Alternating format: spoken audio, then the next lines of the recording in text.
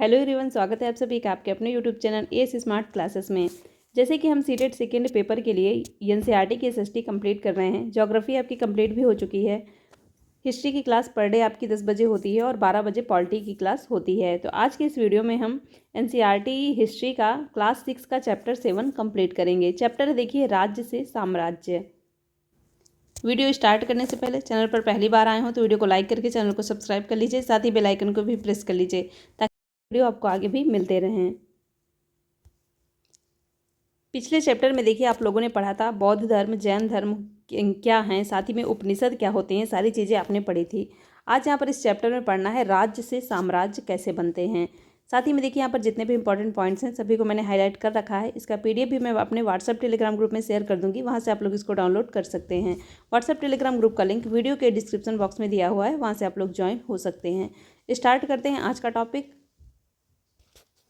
तो देखिए यहाँ पर एक कहानी दी हुई है रोशन की। तो रोशन के दादाजी उसको कड़क कड़क नोट देते हैं और उसमें गांधी का जी का चित्र और साथ ही में एक तरफ छोटे छोटे शेर के चित्र थे। उसी से रोशन नाम का जो लड़का है उसने सोचा कि आखिर यहाँ शेर क्यों बने हुए हैं। तो देखिए यही चीज़ आगे आपको देखने को मिलेगी। हम जिन शेरों के चित्र रुपए पैसों पर देखते हैं उनका एक लंबा इतिहास है। क्या इतिहास है? उन्हें पत्थरों को काट कर बनाया गया है और फिर उन्हें सारनाथ के एक विशाल स्तंभ पर स्थापित किया गया है। तो ये देखिए यहाँ पर दिखाए गए हैं। ये देखिए सारनाथ का स्तंभ है और सबसे ऊपर इनको स्थापित किया गया है। ये देखिए 3 शेर हैं और इनको पत्थरों पर काट के दिखाया गया है। साथ ही में देखिए इस विषय में तुमने अध्याय 6 में पढ़ा है। तो देखिए अध्याय 6 में मैंने आपको बताया था कि सारनाथ में बुद्ध ने अपना पहला उपदेश दिया था, इसी कारण से वो जगह विख्यात हो गई है।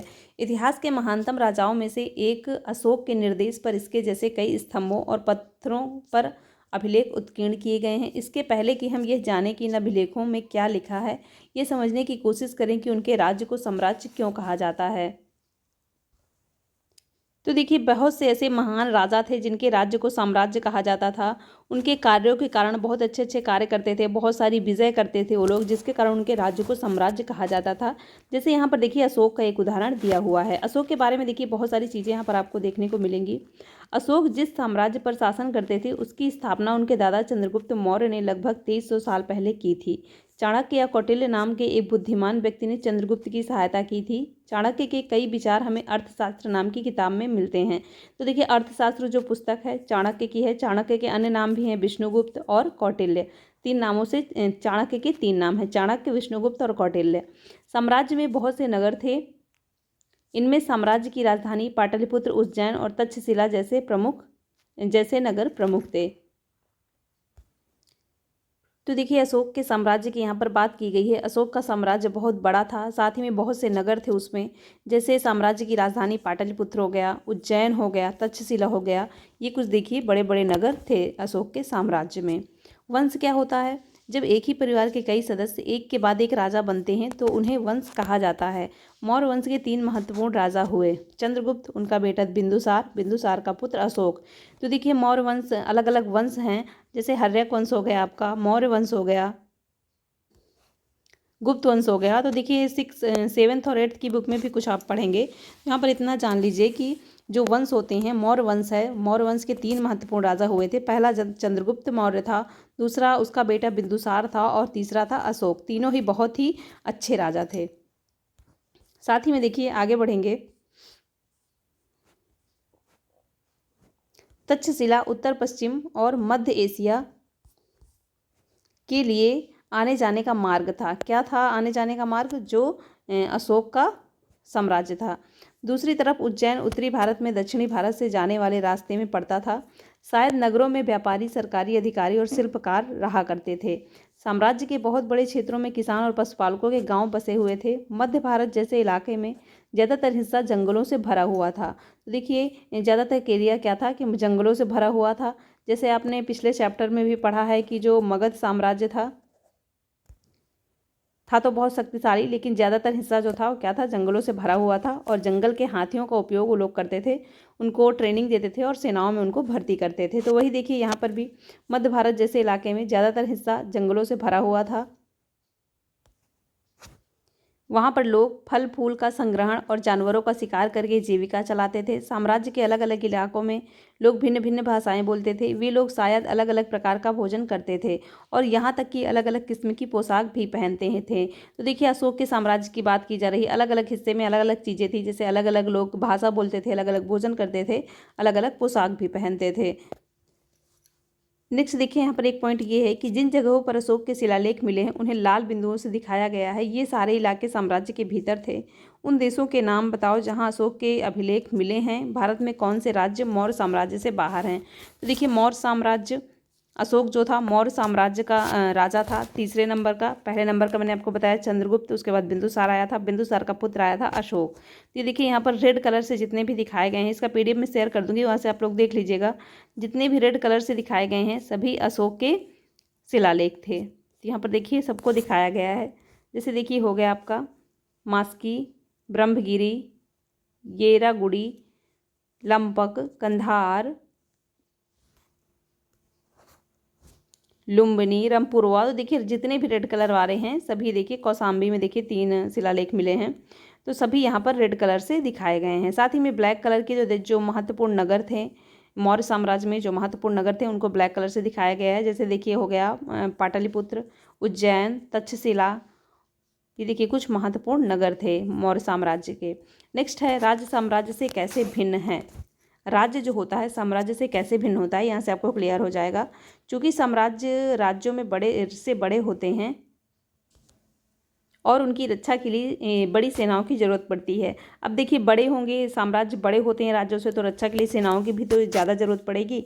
इसलिए सम्राटों को राजाओं की तुलना में ज़्यादा संसाधन की ज़रूरत होती है। तो बड़े राज्य, बड़े जो होते हैं साम्राज्य होते हैं, तो ज़्यादा वहाँ पर सेनाओं की भी ज़रूरत पड़ेगी, ज़्यादा चीज़ों की ज़रूरत पड़ेगी, ज़्यादा संसाधनों की ज़रूरत पड़ेगी। इसी कारण इन्हें बड़ी संख्या में इकट्ठा करने वाले अधिकारियों की ज़रूरत होती है। तो अब देखिए, अलग अलग चीज़ों के लिए अलग अलग अधिकारी होंगे, एक ही व्यक्ति तो सब कुछ कर नहीं लेगा, तो इसीलिए यहाँ पर बड़ी संख्या में अधिकारियों की भी ज़रूरत होती है। तो ऐसे ही देखिए, राज्य साम्राज्य से भिन्न होते हैं। राज्य छोटा होता है और साम्राज्य बहुत बड़ा होता है। नेक्स्ट देखिए, साम्राज्य का प्रशासन कैसे किया जाता है? चूंकि मौर्य साम्राज्य बहुत बड़ा था, इसलिए अलग अलग हिस्सों पर अलग अलग ढंग से शासन किया जाता था। पाटलिपुत्र और उसके आसपास के इलाकों में सम्राट का सीधा नियंत्रण था। इसका मतलब यह हुआ कि इस इलाके के गांव शहरों के किसानों, पशुपालकों, शिल्पकारों और व्यापारियों से कर इकट्ठा करने के लिए राजा अधिकारियों की नियुक्ति करता था। जो राजा के आदेशों का उल्लंघन करते थे, अधिकारी उनको सजा भी देते थे। इनमें से कई अधिकारियों को वेतन भी दिया जाता था। संदेशवाहक एक जगह से दूसरी जगह घूमते रहते थे। राजा के जासूस अधिकारियों के कार्यकलाप पर नजर रखते थे। सबके ऊपर सम्राट था, जो राज परिवार एवं वरिष्ठ मंत्रियों की सहायता से सब पर नियंत्रण रखता था। तो देखिए, साम्राज्य में का प्रशासन कैसे होता था? सबसे बड़ा सम्राट या राजा होता था, वही सब पर नियंत्रण रखता था। साथ ही में अलग अलग जगह पर देखिए, ऊपर मैंने आपको दिखाया, ये देखिए जैसे पाटलिपुत्र, उज्जैन और तक्षशिला कितने दूर दूर थे सारे जो मुख्य वाले राज्य थे। तो अलग अलग जगह पर देखिए अलग अलग राज्य होता था। मतलब राजा तो एक ही होता था, लेकिन अलग अलग हिस्सों में शासन जो होता था अलग ढंग से होता था। साथ ही में देखिए, यहाँ पर और दिया हुआ है कि मौर्य साम्राज्य के भीतर कई छोटे क्षेत्र या प्रांत थे। इन पर तक्षशिला या उज्जैन जैसी प्रांतीय राजधानियों ने शासन किया जाता था। तो देखिए, जो मेन जगह थी यहाँ पर आपको बताई भी गई है कि जो मेन जगह थी पाटलिपुत्र, वहाँ पर सीधा सम्राट का सीधा नियंत्रण था। लेकिन जैसे और जगह हो गई, जैसे आपका ये उज्जैन ही हो गया, तो यहाँ पर प्रांतीय राजधानी उज्जैन और आपके तक्षशिला जो हो गए प्रांतीय राजधानी थी। तो इनसे देखिए और छोटे छोटे क्षेत्रों का शासन यहाँ पर रहकर किया जाता था। कुछ हद तक पाटलिपुत्र से इन क्षेत्रों पर नियंत्रण रखा जाता था और अक्सर राजकुमारों को वहाँ का राज्यपाल गवर्नर बनाकर भेजा जाता था। लेकिन ऐसा लगता है कि इन जगहों पर स्थानीय परंपराओं और नियमों को ही माना जाता था। तो देखिए, मेन जो जगह थी मैंने आपको बता ही दिया, पाटलिपुत्र थी। राजा का मेन शासन वहीं पर होता था, मेन अधिकार वहीं पर होता था। अब इतने दूर दूर नगर थे कि हर जगह तो राजा पहुंच नहीं पाएगा। तो देखिए, उज्जैन और तक्षशिला जैसी प्रांतीय राजधानियों में रहकर छोटे छोटे क्षेत्रों का शासन किया जाता था। कभी कभी तो क्या होता था कि राजा जो होते थे वो छोटे छोटे क्षेत्रों और प्रांतों में राजकुमारों को वहाँ का गवर्नर बनाकर भेज देते थे। लेकिन ऐसा लगता है कि इन जगहों पर स्थानीय परंपराओं और नियमों को ही माना जाता था। प्रादेशिक केंद्रों के बीच विस्तृत क्षेत्र थे। इनके इलाकों में मौर्य शासक सिर्फ मांगों और नदियों पर नियंत्रण रखने की कोशिश करते थे। तो देखिए, प्रादेशिक केंद्र जो थे उनके बीच में भी विस्तृत क्षेत्र थे। मौर्य शासक भी नियंत्रण रखने की कोशिश करते थे, जो कि आवागमन के लिए महत्वपूर्ण थे। यहाँ से उन्हें भी संसाधन कर और भेंट के रूप में मिलते थे, उसे किया जाता था। उदाहरण के लिए अर्थशास्त्र में यह लिखा है कि उत्तर पश्चिम कंबल के लिए और दक्षिण भारत सोने और कामता पत्थर के लिए प्रसिद्ध था। तो देखिए याद रखिएगा कि उत्तर पश्चिम कंबल के लिए प्रसिद्ध था और दक्षिण भारत किसके लिए प्रसिद्ध था? सोने और कामता पत्थर के लिए प्रसिद्ध था। संभव है कि संसाधन नजराने के रूप में इकट्ठे किए जाते थे। और अंत में जंगल वाले इलाके आते थे। वहाँ रहने वाले लोग काफ़ी हद तक स्वतंत्र थे। उनसे यह उम्मीद की जाती थी कि मौर्य पदाधिकारियों को हाथी, लकड़ी, मधु और मोम जैसी चीज़ें लाकर दें। तो देखिए जंगल वाले इलाके में जो लोग रहते थे वो स्वतंत्र तो थे, लेकिन फिर भी ऐसी उम्मीद उनसे की जाती थी कि वो मौर्य साम्राज्य को हाथी, लकड़ी, मतलब जंगल की जो चीज़ें होती हैं वो लाकर दें। नेक्स्ट देखिए नजराना। नजराना क्या होता है? जहाँ कर नियमित ढंग से इकट्ठे किए जाते थे, वहीं नजराना अनियमित रूप से जब भी संभव हो इकट्ठा किया जाता था। ऐसे नजराने विविध पदार्थों के रूप में प्रायः ऐसे लोगों से लिए जाते थे जो स्वेच्छा से इसे देते थे। तो देखिए बहुत से ऐसे लोग थे जो स्वेच्छा से कुछ चीज़ों को नजराने के रूप में दिया करते थे।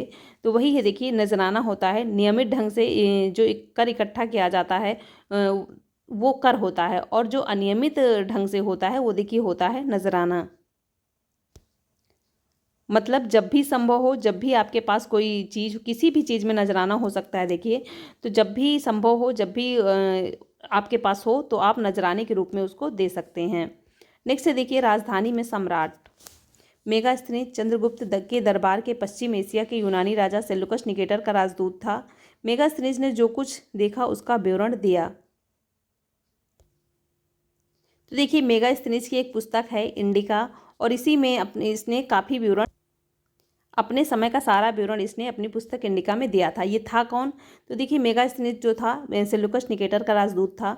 चंद्रगुप्त मौर्य और सेल्यूकस निकेटर के बीच में युद्ध हुआ था एक बार, जिसमें चंद्रगुप्त मौर्य जीत गया था, जिसके बाद सेल्यूकस निकेटर की पुत्री के साथ इसने विवाह कर लिया था और दोनों में उसके बाद दोस्ती हो गई थी। तभी से देखिए मेगास्थनीज चंद्रगुप्त मौर्य के दरबार में रहने लगा था और इंडिका नामक पुस्तक इसने लिखी थी, याद रखिएगा। यहाँ हम उसके विवरण का एक अंश दे रहे हैं, मतलब मेगास्थनीज ने जो कुछ लिखा है उसी के विवरण का यहाँ पर एक अंश देखिए दिया हुआ है। सम्राट का जनता के सामने आने के अवसरों पर शोभा यात्रा के रूप में जश्न मनाया जाता था। उन्हें एक सोने की पालकी में ले जाया जाता था। उसके अंगरक्षक सोने और चांदी से अलंकृत हाथियों पर सवार रहते थे। कुछ अंगरक्षक पेड़ों को लेकर चलते थे। इन पेड़ों पर प्रशिक्षित तोतों का एक झुंड रहता था जो सम्राट के सिर के चारों तरफ चक्कर लगाता रहता था। राजा सामान्यतः हथियारबंद महिलाओं से घिरे होते हैं। वे हमेशा इस बात से डरे रहते हैं कि कहीं उनकी कोई हत्या करने की कोशिश ना करे। उनके खाना खाने से पहले खास नौकर उस खाने को चखते हैं। वे लगातार 2 रातें एक ही कमरे में नहीं सोते थे। तो ये देखिए यहाँ पर कुछ वर्णन था मेगास्थनीज का, जो उसने अपने टाइम के समय का किया था। मेगास्थनीज चंद्रगुप्त मौर्य के दरबार में रहता था, और किसका राजदूत था? याद रखिएगा सेल्यूकस निकेटर का राजदूत था। एग्जाम में क्वेश्चन पूछा जा सकता है। आगे देखिए इसी में और भी दिया हुआ है, और पाटलिपुत्र आधुनिक पटना के बारे में भी कुछ उल्लेख है। यह एक विशाल और खूबसूरत नगर है। ये एक विशाल प्राचीर से घिरा है। इसमें 570 बुर्ज, 64 द्वार हैं। इंपॉर्टेंट है, याद रखिएगा। 2 और 3 मंजिल वाले लकड़ी और कच्ची ईंटों से बने घर हैं। राजा का महल भी काठ से बना है, जिसे पत्थर की नक्काशी से अलंकृत किया गया है। यह चारों तरफ से उद्यानों और चिड़ियों के लिए बने बसेरों से घिरा है। तो ये देखिए एक वर्णन था पाटलिपुत्र के बारे में, और ऊपर जो मैंने बताया ये वर्णन था चंद्रगुप्त मौर्य के राज दरबार के बारे में। तो ये देखिए मेगास्थनीज ने लिखा है, जिससे पहले के बारे में जानकारी मिलती है। नेक्स्ट देखिए अशोक एक अनोखा सम्राट। अशोक के बारे में देखिए यहाँ पर कुछ दिया हुआ है। अशोक मौर्य वंश के सबसे प्रसिद्ध शासक थे। वह ऐसे पहले शासक थे जिन्होंने अभिलेखों द्वारा जनता तक अपने संदेश पहुंचाने की कोशिश की। अशोक के ज़्यादातर अभिलेख प्राकृतिक भाषा और ब्राह्मी लिपि में हैं। तो याद रखिएगा अशोक के अभिलेख किस भाषा में हैं? तो प्राकृतिक भाषा और ब्राह्मी लिपि में हैं। बहुत ही बड़े मतलब महान सम्राट थे, ये महान शासक थे, पहले शासक थे जिन्होंने कई सारे अभिलेख लिखे हैं, शिलालेख लिखे हैं, गुहा लेख लिखे हैं। तो अभिलेखों के माध्यम से जनता तक अपनी बात पहुंचाते थे। अभिलेखों के माध्यम से ये नियम बनाते थे। ये देखिए ऐसे शासक थे कि अगर जनता को कभी ज़रूरत पड़े तो जनता को कभी सोचना नहीं पड़ता था कि इनके पास कैसे जाना है, तुरंत ही इनके पास खबर पहुंच जाती थी कि जनता को इनकी ज़रूरत है। अशोक का कलिंग युद्ध। कलिंग विजय अशोक की देखिए बहुत ही बड़ी विजय थी, बहुत ही बड़ा युद्ध था। कलिंग तटवर्ती उड़ीसा का प्राचीन नाम है। अशोक ने कलिंग को जीतने के लिए एक युद्ध लड़ा, लेकिन युद्ध जनित हिंसा और खून खराबा देखकर उन्हें युद्ध से वितृष्णा हो गई। उन्होंने निर्णय लिया कि भविष्य में कभी युद्ध नहीं करेंगे। तो देखिए, कलिंग विजय तो कर लिया था अशोक ने, लेकिन उस युद्ध में बहुत बड़ा युद्ध था, जैसे कि मैंने आपको बताया, उसमें बहुत ही खून खराबा हुआ था, बहुत सारे लोग मर गए थे, तो जिसके कारण अशोक का मन खराब हो गया कि युद्ध से मतलब ही क्या है, इतने सारे लोग मर जाते हैं, कोई मतलब नहीं है। और उन्होंने वहीं से निर्णय ले लिया था कि अब वो भविष्य में कभी युद्ध नहीं करेंगे। नेक्स्ट है, देखिए, कलिंग युद्ध का वर्णन करता हुआ अशोक का अभिलेख। एक अभिलेख में अशोक ने कलिंग युद्ध का वर्णन भी किया है, जो यहाँ पर देखिए दिया हुआ है।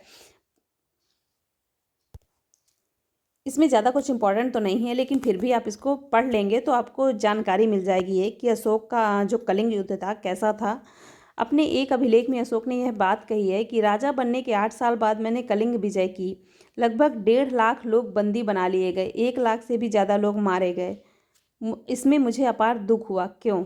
जब किसी स्वतंत्र देश को जीता जाता है तो लाखों लोग मारे जाते हैं और बहुत सारे बंदी बनाए जाते हैं। इसमें से ब्राह्मण और श्रमण भी मारे जाते हैं। जो लोग अपने सगे संबंधियों मित्रों को बहुत प्यार करते हैं तथा दासों और मृतकों के प्रति दयावान होते हैं, वे भी युद्ध में या तो मारे जाते हैं या अपने प्रियजनों को खो देते हैं। इसलिए मुझे पश्चाताप हो रहा है। अब मैंने धम्म पालन करने एवं दूसरों को इसकी शिक्षा देने का निश्चय किया है। मैं मानता हूँ कि धम्म के माध्यम से लोगों का दिल जीतना बलपूर्वक विजय पाने से ज़्यादा अच्छा है। मैं यह अभिलेख भविष्य के लिए एक संदेश के रूप में इसलिए उत्कीर्ण कर रहा हूँ कि मेरे मेरे बाद मेरे बेटे और पोते भी युद्ध ना करें।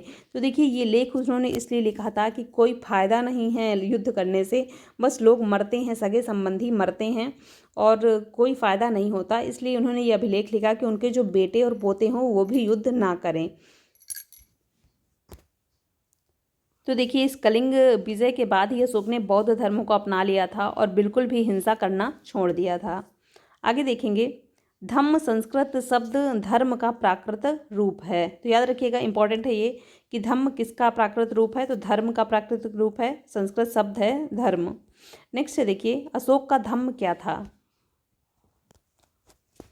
अशोक के धम्म में किसी देवता की पूजा अथवा किसी कर्मकांड की आवश्यकता नहीं थी। उन्हें लगता था कि जैसे पिता अपने बच्चे को अच्छे व्यवहार की शिक्षा देते हैं, वैसे ही यह उनका कर्तव्य है कि अपनी प्रजा को निर्देश दें। वे बुद्ध के उपदेशों से भी प्रेरित हुए थे।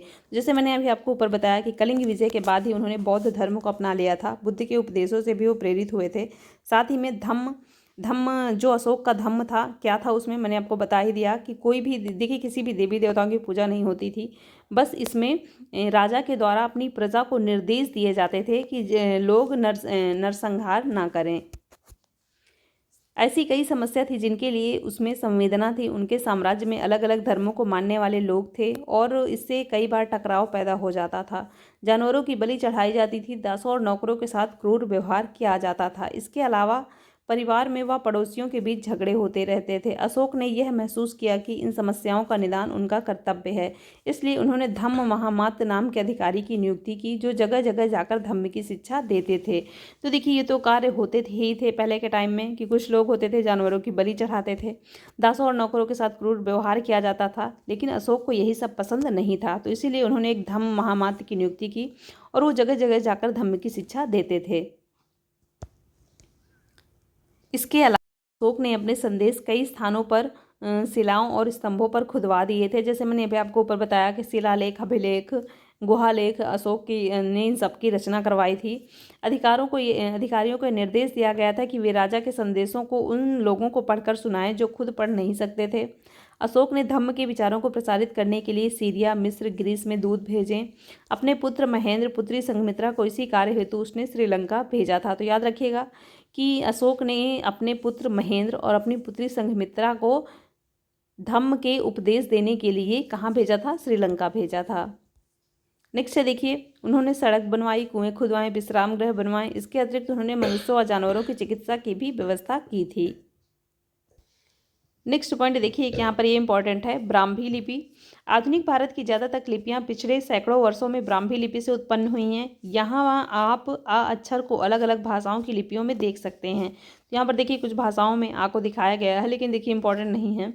यही जान लीजिए कि आधुनिक जो भारत की ज़्यादातर भाषाएं हैं उनका जो विकास हुआ है किस लिपि से हुआ है, तो ब्राह्मी लिपि से हुआ है। आगे देखिए, इसमें एक पेज और है जिसमें कुछ इंपॉर्टेंट पॉइंट्स हैं। लगभग 2200 वर्ष पहले मौर्य साम्राज्य का पतन हो गया। इसके स्थान पर साथ ही अन्य जगहों पर भी कई नए राज्यों का उदय हुआ। पश्चिमोत्तर में उत्तर भारत के कुछ भागों में करीब 100 सालों तक हिंद यवन राजाओं का शासन रहा। इसके बाद पश्चिमोत्तर उत्तर पश्चिम भारत में शक नामक मध्य एशियाई लोगों का शासन स्थापित। देखिए, जैसे ही मौर्य साम्राज्य का अंत हुआ तो विभिन्न छोटे छोटे राज्यों का उदय हुआ, जैसे यहाँ पर कुछ बताए गए हैं। से कुछ राज्य लगभग 500 वर्षों तक टिके रहे, जब तक कि शासकों को गुप्त शासकों से पराजय नहीं मिल गई है। शकों के बाद कुषाणों का शासन स्थापित हुआ। अध्याय 8 में तुम कुषाणों के बारे में जानोगे। उत्तर एवं मध्य भारत के कुछ इलाकों में मौर्य सेनानियां पुष्यमित्र शुंग ने एक राज्य की स्थापना की।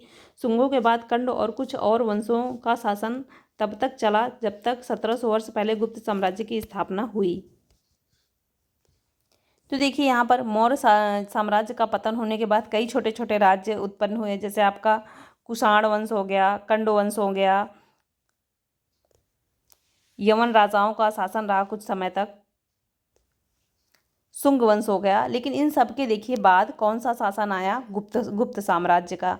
गुप्त साम्राज्य की बात करें तो देखिए, हमने देखा कि पश्चिमी भारत के कुछ हिस्सों पर शकों का शासन था। यहाँ पश्चिमी भारत तथा मध्य भारत पर शासन कर रहे सातवाहन शासकों के साथ इनके युद्ध हुए। लगभग 2100 साल पहले स्थापित सातवाहन राज्य लगभग 400 साल टिका रहा। लगभग 1700 वर्ष पहले मध्य तथा भारत में कर्नाटक वंश का शासन स्थापित हुआ। भारत में 2200 से 1800 साल पूर्व के बीच चोलों, चेरों और पांड्यों के शासन किया था। देखिए, दक्षिण भारत की बात की जा रही, चेर पांड्य जो आए थे दक्षिण भारत में, भारत के निचले वाले हिस्से में इनका शासन था। लगभग 1500 साल पहले पल्लवों और चालुक्यों के 2 बड़े राज्यों की स्थापना हुई। इसके अलावा और भी कई राज्य और राजा थे। इनके बारे में हमें उनके सिक्कों, पांडुलिपियों तथा पुस्तकों से पता चलता है। इन सबके साथ साथ अनेक ऐसे परिवर्तन भी हो रहे थे जिनमें सामान्य स्त्री पुरुष को महत्वपूर्ण योगदान था। इसमें कृषि का प्रसार, नए शहरों का विकास, उद्योग तथा व्यापार में प्रगति थी। व्यापारियों ने एक तरफ जहां उपमहाद्वीप के अंदर तथा बाहर जमीन के रास्तों की खोज की, वहीं पश्चिम एशिया, पूर्वी अफ्रीका तथा दक्षिण पूर्वी एशिया के समुद्री रास्ते, मंदिर, स्तूपों तथा अन्य इमारतों का निर्माण हुआ। किताबें लिखी गईं, साथ ही वैज्ञानिक खोजें भी हुई। ये सारी बातें साथ साथ थी। इस पुस्तक में बाकी हिस्सों को पढ़ते हुए तुम इन बातों को ध्यान में रखना। तो देखिए, मौर्य साम्राज्य तो एक तरफ चल ही रहा था, एक तरफ ये सारी बातें भी हो रही थी, अन्य छोटे छोटे राज्य भी उदय हो रहे थे, खत्म हो रहे थे। तो साथ ही साथ देखिए अन्य विकास भी हो रहे थे, मंदिर, स्तूपों, इमारतों का निर्माण हो रहा था, कृषि का प्रसार हो रहा था, नए शहरों का विकास हो रहा था, उद्योग तथा व्यापार में प्रगति हो रही थी। तो एक तरफ ये सारी भी चल रही थी। तो यहाँ से देखिए आपका चैप्टर कंप्लीट होता है। पसंद आया हो वीडियो तो लाइक कर दीजिएगा। साथ ही में जो भी चैनल पर नए हैं, चैनल को सब्सक्राइब करके बेल आइकन को प्रेस कर लीजिएगा, ताकि ऐसी वीडियो आपको आगे भी मिलते रहें। मिलते हैं नेक्स्ट वीडियो में। Thanks for watching.